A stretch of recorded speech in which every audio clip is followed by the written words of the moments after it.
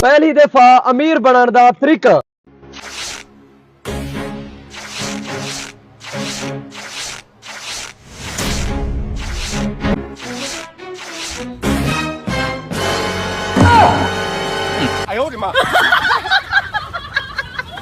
गरीब को कुछ दे ना भैया। अच्छा मैं ते को देना क्यों नहीं देना, मैं अमीर बंदा है, कोई गाल ही है।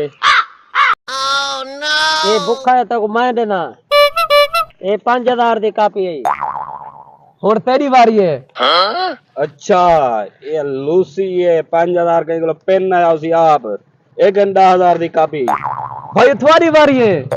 इंदे को है कितनी जितनी मैं तो को देना पिया देख रे।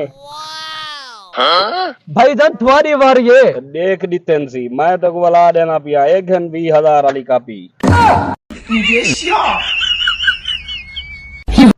एक 25,000।